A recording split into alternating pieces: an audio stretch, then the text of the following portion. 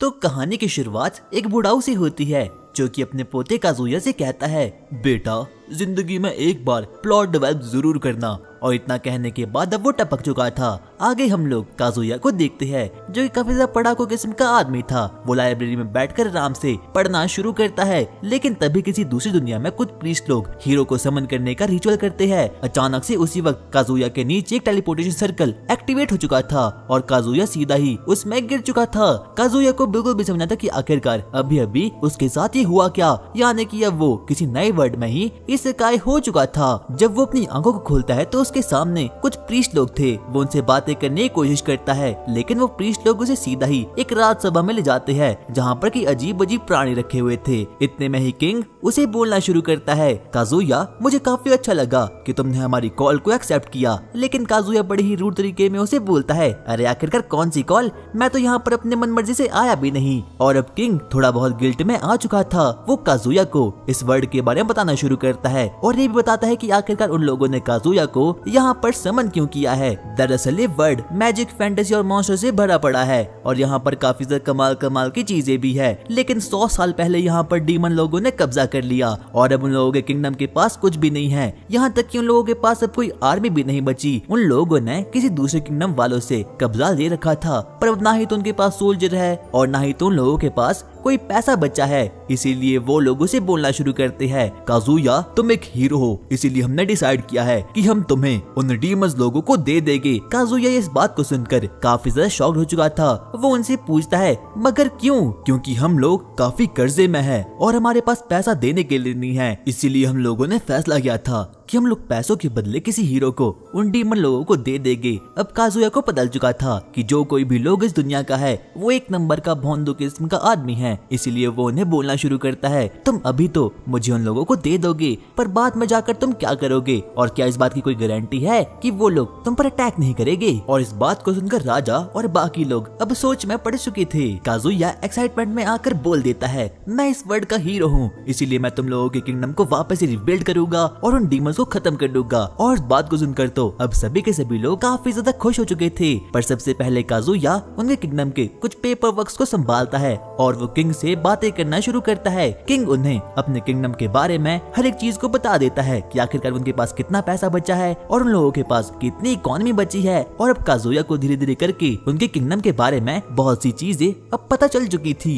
और अब अगली सुबह किंग राज्यसभा में ये ऐलान कर देता है कि इस वर्ल्ड का नया किंग कोई और नहीं बल्कि काजुया है। यहाँ तक कि वो बोलता है, अब मेरी बेटी यानी कि लिज की शादी भी इसी से होने वाली है। सभी लोग इस बात को सुनकर काफी ज्यादा शॉक्ड हो चुके थे और यहाँ तक कि काजुया भी इस बात को सुनकर काफी ज्यादा शॉक्ड हो चुका था। और वहीं हम लोग एक अजीब सी लड़की को देखते हैं जो कि अपने घोड़े पर बैठ कर आगे बढ़ना शुरू करती है। वो सबसे पहले किंग से मिलती है। बाद में पता चलता है कि ये लड़की कोई और नहीं बल्कि किंग की बेटी यानी कि लिज ही है। वो अपने फादर यानी कि किंग से बोलना शुरू करती है, आखिरकार आपने अपना थ्रोन किसे दे दिया? किंग उसे अब अपनी पूरी बातें बताना शुरू करता है, पर लिज को ये बात बिल्कुल भी पसंद नहीं आती। इसीलिए वो काजुया की ओर बहुत ही गुस्से तरीके से आगे बढ़ना शुरू करती है। और जब वो काजुया को देखती है तो वो देखती है कि काजुया तो अभी भी बस काम ही कर रहा है। जब वो काजुया के रूम में एंटर करती है तो काजुया उसे पूछता है, क्या तुम्हें पढ़ना लिखना आता है? हाँ, मैं हाईली ग्रेजुएटेड हूँ। उसके बाद काजुया उसे प्लस माइनस के क्वेश्चन पूछता है और वो सही जवाब दे देती है।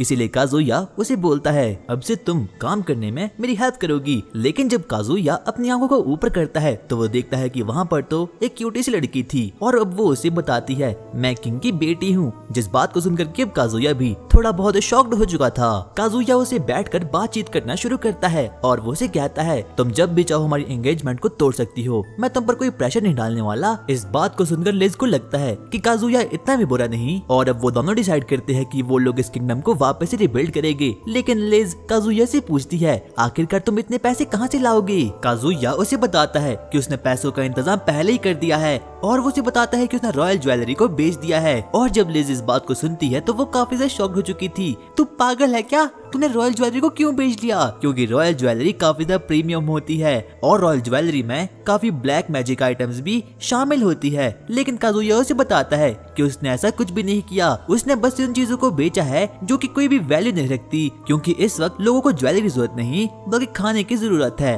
और जब लिज इस बात को सुनती है तो वो काफी ज्यादा शॉक्ड हो चुकी थी। वो उसे पूछती है तो क्या तुमने ज्वेलरी उस किंगडम को दे दी, लेकिन काजुया ना में जवाब देता है और वो उसे बताता है कि वो तो उस किंगडम को कुछ भी देने नहीं वाले, बल्कि वो लोग तो उससे वॉर करने वाले हैं। इसीलिए सबसे पहले उन लोगों को कैसे भी करके अपनी आर्मी को सबसे ज्यादा स्ट्रॉन्ग करना होगा।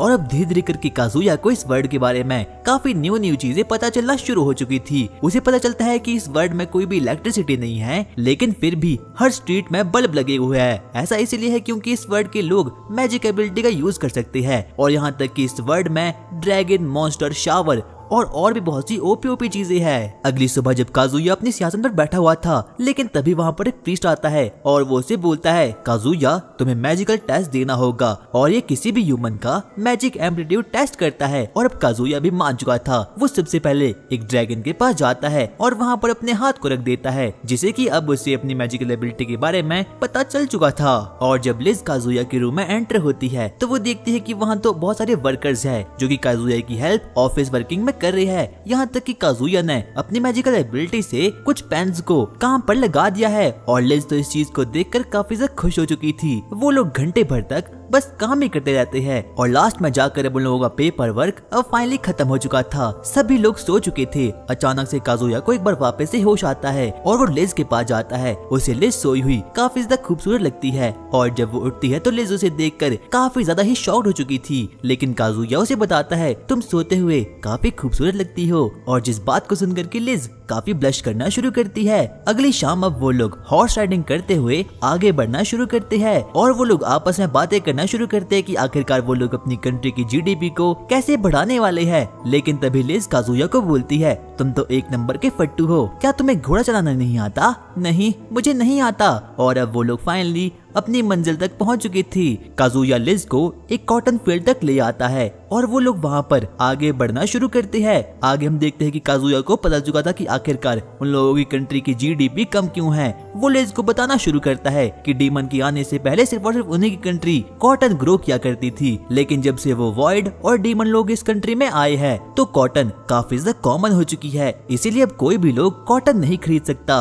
और लिज इस चीज को देखकर काफी ज्यादा शॉक्ड हो चुकी थी क्योंकि काजुया ने बड़े ही इजीली इस चीज को डिफाइन कर दिया था। आगे काजुया और लिज आपस में बातें करना शुरू करते हैं, लेकिन तभी वहाँ पर रॉयल गार्ड का कैप्टन आर्क वहाँ पर आ चुका था। आर्क और काजुया आपस में बातें करते हैं और पता लगाते हैं कि आखिरकार ये किंगडम इतना घटिया सा क्यों है। काजुया तब जाकर आर्क को बताता है कि ऐसा इसीलिए है क्योंकि जो भी गवर्नमेंट के ऑफिशियल्स है वो इस पूरी की पूरी किंगडम में काफी घटिया है, यानी कि वो लोग कोई भी काम नहीं कर पाते, इसीलिए किंगडम पूरी तरह से तहस नहस होने के कार पे है। आगे हम देखते हैं कि काजुया लिज से बातें करना शुरू करता है और वो से पूछता है, क्या तुम्हारे पास कोई ब्रॉडकास्टिंग डिवाइस है? पर लिज को शुरुआत में बिल्कुल भी समझ नहीं आता कि आखिरकार काजुया किस बारे में बातें कर रहा है। लेकिन तब जाकर काजुया उसे बोलता है, क्या मैं अपने थॉट्स को जनता के सामने रख सकता हूँ? और तब जाकर लिज को पता चलता है कि आखिरकार ये किस बारे में बात कर रहा है। उसके बाद काजुया लाइव स्ट्रीमिंग करता है और पूरे किंगडम के लोगों को उसकी आवाज सुनाई देती है। काजुया सभी लोगों को बोलता है, हमें कुछ टैलेंटेड आदमियों की जरूरत है और अगर आप में कोई भी टैलेंट है तो जल्दी से हमारे महल में आ जाइए। और अब सभी लोग काजुया की इस बात को सुनकर काफी ज्यादा शॉक्ड हो चुके थे, पर लिज को समझ नहीं आता कि आखिरकार काजुया क्या करने की कोशिश कर रहा है। और वहीं हम एक बार लिज को देखते हैं और अब धीरे धीरे करके कहीं न कहीं उसे काजुया पसंद आना शुरू हो चुका था। आगे अब काजुया अपने सिंहासन पर बैठा हुआ था और किंगडम के 5 टैलेंटेड लोग अब वहाँ पर आ चुके थे। वो सभी लोग काजुया के सामने झुक चुके थे, लेकिन उनमें से एक लड़की ऐसा बिल्कुल भी नहीं करती और ये पूरा का पूरा दृश्य किंगडम को लाइव स्ट्रीमिंग के जरिए देख पा रहा था। इतने में ही आर्क उसे डांट लेता है और वो उसे बोलता है, क्या तुम में जरा से भी तमीज नहीं, किंग के सामने झुको। लेकिन वो लड़की साफ साफ ऐसा करने से मना कर देती है। दरअसल उस लड़की का नाम एशिया था और वो डार्क एल्फ थी और वो उसे कहती है, मैं एक डार्क एल्फ हूँ और हमारी ट्राइब सिर्फ और सिर्फ उन्हीं लोगों के सामने झुकती है जिन्हें की हम लोग अपना असली में किंग मानते हैं। यानी कि अभी तक उन लोगों ने काजुया को अपने किंग के रूप में स्वीकार नहीं किया था। आगे वो उसे बातचीत करना शुरू करती है। इतने में ही एशिया काजुया को बोलती है, मुझे आपकी एक हेल्प चाहिए। और लकीली काजुया को डार्क एल्स के बारे में काफी कुछ पता था और ये सब कुछ पॉसिबल हो पाया उसकी मैजिकल एबिलिटी से। एशिया उसे बातें करना शुरू करती है और वो उसे बोलती है कि हमारा घर यानी कि जिस फॉरेस्ट में हम रहते हैं वो ग्रो होना बंद हो चुका है। काजुया को पहले पहले तो बिल्कुल भी कुछ समझ नहीं आता, लेकिन वो एशिया को बोलना शुरू करता है, मुझे लगता है कि तुम फॉरेस्ट की देखभाल नहीं करती। एशिया को बिल्कुल भी समझ नहीं आता कि आखिरकार ये बोल क्या रहा है, पर तभी काजुया उसे एकदम टीचर की जैसा समझाना शुरू करता है और वो उसे बोलता है जब फॉरेस्ट के पेड़ बड़े हो जाते हैं तो सनलाइट छोटे जीव जंतुओं तक नहीं पहुंच पाती, इसीलिए फॉरेस्ट मरना शुरू कर जाता है। इसीलिए सबसे पहले हम लोगों को कुछ बड़े पेड़ों को काटना होगा। और जब काजुया इस बात को बोलता है तो एशिया काफी ज्यादा एक्साइटमेंट में आ चुकी थी और अब उसने फाइनली काजुया को अपना किंग मान लिया था, इसीलिए वो उसके आगे झुक जाती है। और अब काजुया के सामने नेक्स्ट टैलेंट आता है, उसका नाम जूना था और उसके प्लॉट्स काफी ज्यादा बड़े थे। वो उसे बोलती है मैं एक सिंगर हूँ और सिंगिंग ही मेरी पावर है, पर मैं अक्सर सैड सॉन्ग गाती हूँ। पर तभी काजुया अपने फोन को बाहर निकालता है। सभी लोग उस यंत्र को देखकर काफी ज्यादा शॉक्ड हो चुके थे क्योंकि इस वर्ल्ड में कोई भी मोबाइल फोन नहीं है। वो उस मोबाइल में गाना लगाता है और उस गाने को कॉपी करने को कहता है। जूना थोड़ी देर उसे अब्सॉर्ब करती है और सैम उसे कॉपी करके गा लेती है और सभी लोग उसके इस टैलेंट को देखकर काफी शॉक्ड हो चुके थे। और अब अगला टैलेंटेड बालक वहाँ पर पेंचा आता है। उसकी स्किल काफी ज्यादा अजीब सी थी और वो खाना खाने में काफी ज्यादा माहिर था। और जब काजुया इस बात को सुनता है तो वो काफी ज्यादा शॉक्ड हो चुका था। सभी लोगों को लगता है कि किंग उसे अपने कैसल से धक्के मारकर बाहर फेंक लेगा, पर होता बिल्कुल उल्टा है। काजुया उसके पास जाता है और उसे अपना दोस्त बना लेता है, यहाँ तक कि पेंचा उसे बोलता है शुक्रिया मेरे टैलेंट सीखने के लिए। काजुया भी अब उसे थोड़ा बहुत मोटिवेट कर देता है, इसीलिए पेंचा रोना शुरू कर देता है। किसी को भी विश्वास नहीं होता कि किंग कुछ ऐसा भी कर सकता था। और फाइनली पेंचा और किंग दोस्त बन चुके थे। और अब बारी आती है अगले टैलेंट की, उसका नाम होता है आकुया और उसका टैलेंट होता है इंटेलिजेंस। उसे हर चीज के बारे में काफी ज्यादा नॉलेज है, चाहे वो जौन सी भी चीज हो। और अब उसके बाद हम देखते हैं कि काजुया हाकुया से बातें करना शुरू करता है और अब कहीं ना कहीं काजुया को हाकुया काफी ज्यादा पसंद आता है और अब वो दोनों भी दोस्त बन चुके थे। यहाँ तक कि हाकुया तो अब सीधा ही किंग के कैसल में आ चुका था और अब वो उसका राइट हैंडेड मैन बन चुका था। और अब बारी आती है लास्ट एक लड़की की जिसका नाम की टामोई था। टामोई कुछ भी बोल नहीं पाती, इसीलिए काजुया यानी कि किंग खुद खड़ा होता है और वो उसे बोलता है आखिरकार तुम्हें किस बात का डर है, तुम बोल सकती हो जो भी तुम चाहो। और काजुया को पता चुका था कि जो टामोई है उसका क्लैन मिस्टिक वुल्फ है और जो कि काफी ज्यादा रेयर क्लैन होता है। काजुया उसके पास जाता है ताकि वो उसके बातचीत कर सके। अचानक से हम देखते हैं कि टामोई काजुया के कान में कुछ तो अजीब सी चीज को बोल देती है और जब काजुया इस बात को सुनता है तो वो काफी ज्यादा शॉक्ड हो चुका था। वो उसे बोलता है मैं तुमसे मीटिंग के बाद बात करूंगा। और किसी को भी समझ आता कि आखिरकार काजुया को अभी अभी यहाँ पर हुआ क्या। बाद में हम देखते हैं कि काजुया टामोई से बातचीत करना शुरू करता है और वहाँ पर किंग के बाकी साथी भी थे। वो उसे बातचीत करना शुरू करता है। इतने में ही काजुया अपने फ्रेंड्स को बोलता है क्या तुमने सुना था कि आखिरकार टामोई ने मेरे कानों में क्या कहा। लेकिन वो सभी के सभी लोग ना में जवाब देते हैं। काजुया बाकी लोगों को बताता है टामोई के पास एक स्पेशल किस्म की पावर है, यानी कि वो डीमन लैंग्वेज को सीख सकती है और साथ साथ में ही डीमन लैंग्वेज को बोल भी सकती है। और सभी लोग इस बात को सुनकर काफी ज्यादा शॉक्ड हो चुके थे। यहाँ तक कि टामोई उन लोगों को बताना शुरू करती है कि एक बार जब वो जंगल में गई थी तो वो डीमन से कम्युनिकेट कर पा रही थी। यहाँ तक कि उस वक्त उसी डीमन ने उसकी जान भी बचाई थी। और अब किसी को भी समझ आता कि आखिरकार ऐसा होना संभव कैसे है। और यहाँ तक कि काजुया भी अब थोड़ा बहुत सोच में पड़ चुका था। उसे बिल्कुल भी समझ आता कि आखिरकार उसे टामोई के साथ करना क्या चाहिए, क्योंकि अगर गलती से भी किसी दूसरे किंगडम वाले आदमी को टामोई की इस स्किल के बारे में पता चल गया तो टामोई का जीना खतरे में आ सकता है। इसीलिए वो लोग डिसाइड करते हैं कि वो लोग टामोई को अपने ही कैसल में रखेंगे। लेकिन टामोई उन लोगों को बोलती है नहीं मैं ऐसा नहीं कर सकती क्योंकि मेरे मॉम डैड अभी भी रिफ्यूजी है। लेकिन काजुया उसे बोलता है कि उसके पेरेंट्स को कुछ भी नहीं होने वाला और अब वो भी मान चुकी थी। और अब सभी लोग काफी ज्यादा खुश हो चुके थे क्योंकि टामोई की जो गिफ्ट है वो काफी ज्यादा रेयर होती है। आगे वो लोग आपस में बातचीत करना शुरू करते हैं। लेकिन तभी वहाँ पर पेंचा अपनी रेसिपी को लेकर वहाँ पर आ चुका था जो कि काजुया ने उसे कहा था। और फाइनली पेंचा और बाकी लोग अब वहाँ पर आते हैं। ब्रॉडकास्टिंग एक बार वापस वापस से शुरू हो जाती है। और अब सभी के सभी किंगडम के वासी उन लोगों को देख पा रहे थे। हम देखते हैं कि आगे पेंचा आता है और अपने वियर फूड्स सबको बनाकर खिलाना शुरू करता है। सबसे पहले वो एक ऑक्टोपस को बनाता है और सभी लड़कियां एकदम चिढ़ चुकी थी। और अब बारी आती है एक अजीब सी चीज की, जो कि एक स्लाइम था। और जब बाकी लोग उस चीज को देखते हैं तो वो काफी ज्यादा शॉक्ड हो चुके थे, क्योंकि स्लाइम इस दुनिया में पॉइजनस होती है। किसी को भी विश्वास नहीं होता कि आखिरकार वो लोग किसी स्लाइम को कैसे खा सकते हैं। लेकिन तभी काजुया उन लोगों को मोटिवेट करता है और बोलता है कि जो स्लाइम होता है वो एकदम रामेन जैसा दिखाई देता है और टेस्ट भी करता है। इसीलिए सभी लोगों से बोलते हैं, अच्छा अगर ऐसा है तो तुम ही इसे पहले खा कर बताओ। और ना चाहकर भी काजुया को ऐसा करना ही पड़ता है और वो उस चीज को बड़े ही चाव से खाता है। इसीलिए उसको देखकर अब आशिया भी वहाँ पर आ चुकी थी और बारी बारी करके हर एक लोग उस चीज को खाना शुरू करते हैं और सभी लोगों को वो चीज काफी ज्यादा पसंद आती है। इसीलिए अब वो नेशनल डिश बन चुकी थी। अब काजुया अपना ऑफिस का वर्क कर रहा था, लेकिन तभी उसके पास एक मेड आती है और वो उसे बोलती है, मास्टर आपको कोई बुला रहा है। और जब हम देखते हैं कि काजुया अपनी राज्यसभा में जाता है तो वहाँ पर उसे मिलने के लिए वहाँ पर डेप्यूटी ऑफ किंग और हाकुया वहाँ पर आया हुआ था। डेप्यूटी ऑफ किंग काजुया को बोलना शुरू करता है, किंग अब मैं अपनी जॉब छोड़ रहा हूँ, क्योंकि मुझे पता है मैं अब काफी ज्यादा बूढ़ा हो चुका हूँ। इसीलिए मैं आपके लिए ज्यादा कुछ नहीं कर सकता। इसीलिए मैं चाहता हूँ कि मेरा चेला यानी कि हाकुया मेरी जगह ले ले। और अब काजुया भी इस फैसले को एक्सेप्ट कर देता है। आगे काजुया जब बाहर जाता है तो वो जाते जाते ट्रेनिंग ग्राउंड में पहुंच चुका था और वहाँ पर वो देखता है कि लीजा और एशिया आपस में बैटल कर रही है और ट्रेनिंग भी कर रही है। पर उन लोगों की मैजिकल स्पेल काफी ज्यादा खतरनाक होती है। वो एक के बाद एक करके एक दूसरे पर वार करना शुरू कर लेती है। लेकिन तभी काजुया को एहसास होता है कि अगर उन लोगों की बैटल यूं ही चलती रही तो किंगडम तहस नहस हो जाएगा। इसीलिए वो उन लोगों को रोक देता है और अब वो उनसे बातचीत करना शुरू करता है। और अब वो लोग प्लान बनाते हैं कि वो लोग किंगडम का दायरा करेंगे। इसीलिए वो लोग सबसे पहले स्टूडेंट की कॉस्ट्यूम पहनकर कैमोफ्लेज हो जाते हैं और किंगडम की ओर आगे बढ़ना शुरू करते हैं। और वहाँ पर वो अजीब अजीब सी जगह पर जाते हैं जहाँ पर कि वो रिसर्च करे थे। और लास्ट में जाकर अब वो लोग फाइनली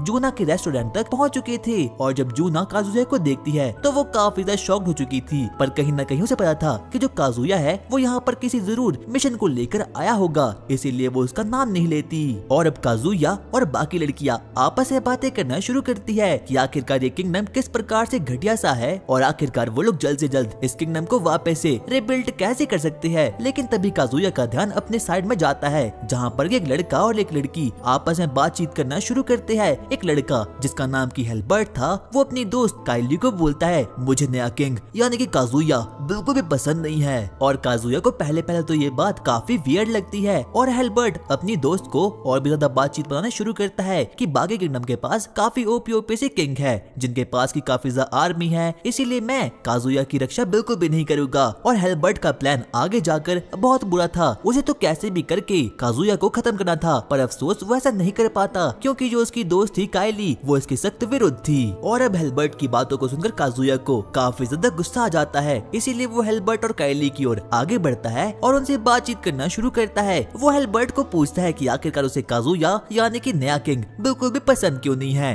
और वो उसे बोलता है क्योंकि नया किंग काफी ज्यादा यंग है और ना ही तो उसे कोई पॉलिटिक्स की नॉलेज है, भला वो हमारे किंगडम को कैसे सुधारेगा, इसीलिए मैं उसे अपने हाथों से खुद खत्म कर दूंगा। लेकिन तभी हम देखते हैं कि अब वहाँ पर एशिया आती है और काजुया की बेइज्जती सुनकर वो काफी ज्यादा गुस्से में आ चुकी थी, इसीलिए वो हेल्बर्ट को उठाकर एकदम पटक के रख देती है। और अब काइली और हेल्बर्ट को पता चल चुका था कि जो बच्चा स्कूल यूनिफॉर्म में है वो कोई और नहीं बल्कि काजुया यानी कि किंग खुद है, इसीलिए अब वो लोग काजुया से माफी मांगना शुरू कर देते हैं। और अब कहीं न कहीं हेल्बर्ट को भी अपनी गलती का एहसास हो चुका था। आगे हम देखते हैं कि काजुया एक बार वापस से अपना ऑफिस वर्क करने के लिए वहाँ पर जाता है, लेकिन मेड उसे एक बार वापस से बोलती है आपसे मिलने के लिए कोई आया है। और जब एक बार वापस से काजुया अपने कैसल में जाता है तो वो वहाँ पर देखता है कि वहाँ पर तो हेल्बर्ट का फादर भी आया है और उसने हेल्बर्ट को मार मार कर उसकी बहुत बुरी हालत कर दी है। और वो हेल्बर्ट की गलतियों से काजुया से माफी मांगना शुरू करता है, लेकिन काजुया उसे समझाते हुए बोलता है देखिए आपके बेटे में काफी ज्यादा अक्ल है, इसीलिए मैं चाहता हूँ कि वो मेरी आर्मी में ज्वाइन हो जाए। जिस बात को सुनकर कि हेल्बर्ट और काइली काफी ज्यादा खुश हो चुके थे क्योंकि अब वो लोग फाइनली काजुया की आर्मी में ज्वाइन हो चुके थे और अब वो लोग फाइनली किंगडम के कुछ तो काम आ ही सकते थे।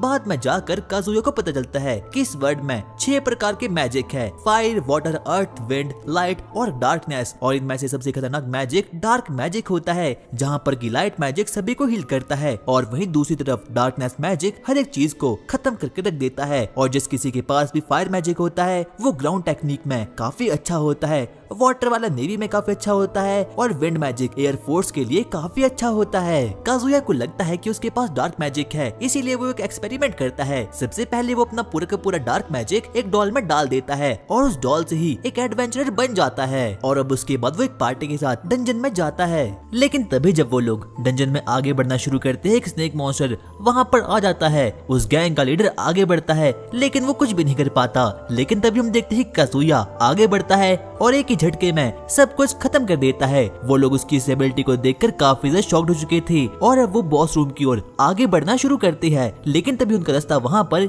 एक बहुत बड़ा एक जायंट सैलेमेंडर रोक देता है और वो अपने मुंह से तेजाब को फेंक पा रहा था और वो काफी ज्यादा खतरनाक होता है। और तभी हम लोग एक बार वापस से देखते हैं लीडर उसका मुकाबला करने के लिए आगे बढ़ता है, पर कहीं न कहीं उन लोगों को पता चल चुका था कि जो वो प्राणी है वो काफी खतरनाक है। वो लोग वापस से रिट्रीट होते हैं और वापस से भागना शुरू करते हैं। लेकिन तभी अचानक से काजुया की डॉल का पैर पत्थर पर पड़ता है और अब वो नीचे गिर चुका था। लेकिन तभी वहाँ पर एक एडवेंचर उसकी हेल्प करने के लिए वहाँ पर आती है और वो सैलेमेंडर भी तभी उस पर तेजाब फेंकना शुरू करता है। लेकिन तभी काजुया की डॉल उसे बचाकर वापस से अब घर निकल चुके थे और अब रात के समय काजुया अपनी डॉल को हील करना शुरू करता है। लेकिन तभी अब वहाँ पर लिज भी आ चुकी थी। वो उस डॉल को देखकर काफी ज्यादा शॉक्ड हो चुकी थी। लेकिन तभी काजुया उसे बता देता है कि ये एक एडवेंचरर है और लिज ने भी अब किंगडम के बारे में इसके बारे में कहीं न कहीं सुन रखा था और उसे बिल्कुल भी विश्वास नहीं होता कि काजुया के पास इतनी पावर भी हो सकती है। अब काजुया और बाकी लोग प्लान बनाना शुरू करते हैं कि उन लोगों को कैसे भी करके नई नई चीजों को डेवलप करना होगा और क्रॉप फील्ड को तैयार करना होगा। और अब काजुया इस बात को लेकर काफी ज्यादा पैशनेट था। वो सबसे पहले सभी लोगों के सामने एक स्पीच को देता है और अब वो सभी लोग भी मान चुके थे। दरअसल उन लोगों की कंट्री में फूड के प्राइसेस काफी ज्यादा हाई है, इसीलिए वो लोग डिसाइड करते हैं कि वो लोग अपनी क्रॉप फार्मिंग को खुद बनाएंगे। और अब वो लोग फाइनली एक नदी के किनारे जा चुके थे जहाँ पर काजुया के किंगडम की आर्मी अपने बेस को लगा देती है। लेकिन तभी उनसे मिलने के लिए वहाँ पर रॉयल गार्ड का नाइट कमांडर आर्क वहाँ पर आता है और वो उन लोगों से बातचीत करना शुरू करता है और वो उन लोगों को बताता है कि यहाँ के ट्राइब वाले लोग उन लोगों को यहाँ पर खेती करने के लिए नहीं दे रही है, क्योंकि उन लोगों का मानना है कि अगर यहाँ पर कोई भी चीज डेवलप होगी तो यहाँ पर सी ड्रैगन आ जाएगा और हर एक नमूने को खत्म कर लेगा। इसीलिए काजुया और बाकी लोग डिसाइड करते हैं कि वो लोग ट्राइब के लीडर के पास जाएंगे। वो लोग अब जल्दी से ट्राइब के लीडर के पास जाते हैं और अब वो लोग फाइनली उसके घर तक पहुँच चुके थे। वो उससे बातचीत करना शुरू करते हैं, लेकिन वो ट्राइब का लीडर काफी गुस्से में था। वो आर्क को बोलता है, अबे चुपचाप यहाँ से निकल जा वरना मैं एक घुसा मार के तेरी आंख को फोड़ दूंगा। इतने में ही काजुया आगे बढ़ता है और अब वो उसे बातचीत करना शुरू करता है। और जब ट्राइब के लीडर को पता चलता है कि जो काजुया है वो इस किंगडम का नया किंग है, तो उसकी भी अब फटकर 4 हो चुकी थी और अब वो उसके साथ बातें करने के लिए मान चुका था। और अब उस ट्राइब का लीडर काजुया को उस सी ड्रैगन के बारे में सच बताना शुरू करता है। सबसे पहले काजुया उसके सामने एक मैप को रखता है और वो उसे बोलता है, क्या आप मुझे बता सकते हैं कि आखिरकार सी ड्रैगन यहाँ पर क्यों आता है। शाम के समय हम देखते हैं कि हाकुया और काजुया आपस में बातें करना शुरू करते हैं और वो लोग उसी सी ड्रैगन वाले मिथ के बारे में बातचीत करना शुरू करते हैं। और अब काजुया अपना मन बना लेता है कि वो लोग उस जगह पर फार्मिंग नहीं करेंगे, क्योंकि हो सकता है कि वो लोग सी ड्रैगन की बात नहीं बल्कि सुनामी की बात कर रहे हैं और हो सकता है कि वो लोग सुनामी को ही सी ड्रैगन समझते हैं। इसीलिए वो लोग डिसाइड करते हैं कि वो लोग फार्मिंग उस जगह नहीं करेंगे बल्कि किसी और जगह करेंगे। और अब काजुया की इस बात को बाकी लोग भी मान चुके थे। आगे हम देखते हैं कि किंगडम का हर एक आदमी बहुत ही ओपी तरीके से मेहनत करना शुरू करता है। लेकिन तभी हम लोग एक बार वापस से हेल्बर्ट और काइली को देख रहे होते हैं और अब तो हेल्बर्ट भी काजुया की टीम में आ चुका था। वो बहुत मेहनत करके फार्मिंग कर रहा था और बाकी लोग भी वहाँ पर डेवलपमेंट करना शुरू करते हैं। सबसे पहले वो एक रोड को बनाते हैं और अब हेल्बर्ट और काइली खाना खाना शुरू करते हैं। लेकिन तभी अब वहाँ पर काजुया भी आ चुका था। हेल्बर्ट काजुया को देखकर काफी ज्यादा शॉक्ड हो चुका था और वो उसे सल्यूट मारने के लिए ऊपर उठता है। लेकिन तभी काजुया बोलता है, कोई बात नहीं, हम लोग फ्रेंड्स हैं। आगे काजुया और बाकी लोग किंगडम के डेवलपमेंट देखने के लिए आगे बढ़ते हैं और वहाँ पर वो लोग देखते हैं कि इंसानों ने वहाँ पर बहुत से पेड़ों को बना लिया है और इन पेड़ों के पास अपनी एक स्पेशल पावर होती है। लेकिन तभी हम देखते हैं कि आशिया के पास वहाँ पर एक मैसेंजर कबूतर आता है और जब वो उसके मैसेज को देखती है तो वो काफी ज्यादा शॉक्ड हो चुकी थी। काजुया उसे पूछता है, आशिया आखिरकार क्या हो चुका है। लेकिन तभी अब आशिया रोना शुरू कर देती है, यहाँ तक कि वो तो ठीक से बोल भी नहीं पाती। बाद में जाकर काजुया और बाकी लोगों को पता चलता है कि जो एशिया की फैमिली है और जो भी उसका क्लैन है वो पूरी तरह से लैंडस्लाइड में धंस चुका है। लेकिन तभी काजुया उसे बोलना शुरू करता है, आखिरकार हम लोगों को तुम्हारे विलेज तक पहुंचने के लिए कितना टाइम लगेगा? अगर हम लोग पैदल चले तो 2 दिन, वैसे 1 दिन लग जाएगा। पर काजुया अपने मन में सोचता है कि इतने टाइम में तो बहुत देरी हो जाएगी। पर वो लोग फिर भी वहाँ पर जाना शुरू करते हैं। काजुया और बाकी लोग अब फाइनली वहाँ पर पहुंच चुके थे। सबसे पहले वो लोग डार्क एल्फ के किंग से मिलते हैं और अब वो उससे बातचीत करना शुरू करते हैं। हम देखते हैं कि अब वहाँ पर काजुया के रॉयल गार्ड्स भी वहाँ पर आ चुके थे। वो सभी लोग अब डार्क एल्फ्स की मदद करना शुरू करते हैं और वहाँ पर हम देखते हैं कि काजुया भी अपने माइटी माउस यानी कि गैजेट को लेकर वहाँ पर जाता है। काजुया और हेल्बर्ट एक साथ मिलकर काम करना शुरू करते हैं और उन लोगों को वहाँ पर जमीन में धंसा एक डार्क एल्फ वहाँ पर मिल चुका था और अब फाइनली उनमें से कोई लोग तो बच चुके थे। और शाम के समय वापस से काजुया डार्क एल्फ के किंग से मिलता है। लेकिन तभी डाइनिंग हॉल में वो एक अजीब से एल्फ को देखता है और वो काजुया से काफी ज्यादा गुस्से में था। वो उसे बोलना शुरू करता है, तुम किंग बनने के बिल्कुल भी लायक नहीं हो।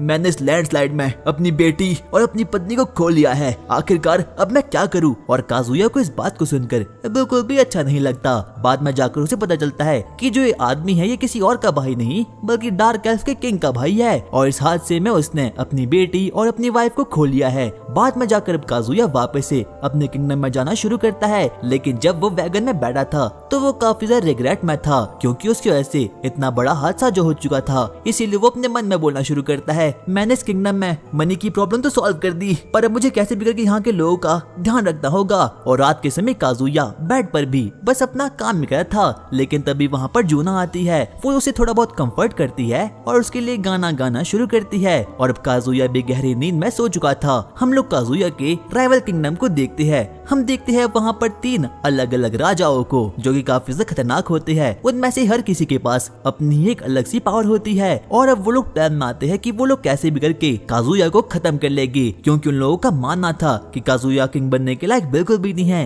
क्योंकि वो किसी दूसरी दुनिया से यहाँ पर आया है और ना ही तो उसे इस वर्ल्ड की हिस्ट्री के बारे में कुछ पता है। इसीलिए वो लोग प्लान बनाते हैं कि वो लोग कैसे भी करके अब काजुया को खत्म कर देंगे। और वहीं हम लोग ड्रैगन किंगडम के किंग को देखते हैं और अब वो भी डिसाइड कर देता है कि वो कैसे भी करके काजुया को खत्म कर लेगा। लेकिन तभी उसका बेटा पीछे से आता है और वो उसे बोलता है, नहीं डैड आप ऐसा नहीं कर सकते। और वहीं अब काजुया भी डिसाइड कर देता है कि वो अपने फ्रेंड्स को मरने नहीं देगा। लेकिन अब एमेडोनिया किंगडम का राजा काजुया के किंगडम पर अटैक करने के लिए बिल्कुल रेडी हो चुका है। उन लोगों का मानना यह था कि वो लोग साथ मिलकर काजुया के किंगडम पर अटैक करने वाले हैं।